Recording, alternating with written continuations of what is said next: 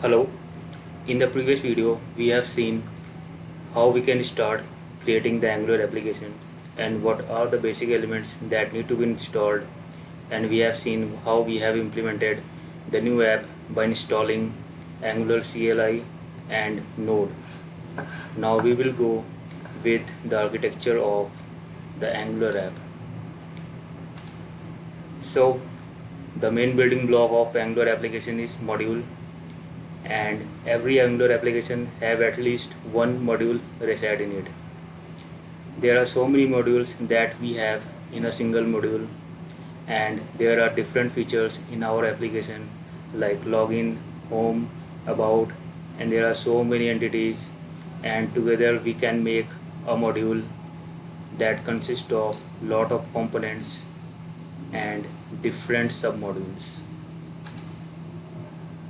When we are talking about modules, then it contains component that is nothing but an individual view on the browser. Suppose that you can see on the top there is a navigation bar, and on the left side there is a sidebar, and on the down you can see some bottom bar, or in some pages you can see the footer part of the website. So these are nothing but an individual view, an individual component that together forms a particular part, a particular view in our application. And the view part is called template, and the logical part is going on to the class, and metadata defines what are the styles and how we have defined different animations through metadata inside the component class. If talking about services, we already aware about the object-oriented programming and how we utilize the services with the help of dependency injection, and we already know this is nothing but a business logic that applied to our application, and we can supply more than one services to the module in order to perform different parts, different operations in our application. For example, the simple service, as we already know and in our daily use, is HTTP, that is used to get, post, delete, edit the records in our daily usage of application. Now this is a simple structure which defines how the application will be. We will have a module.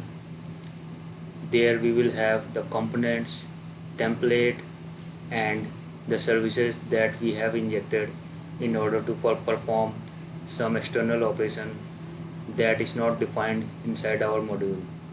We are just injecting it and utilizing the services.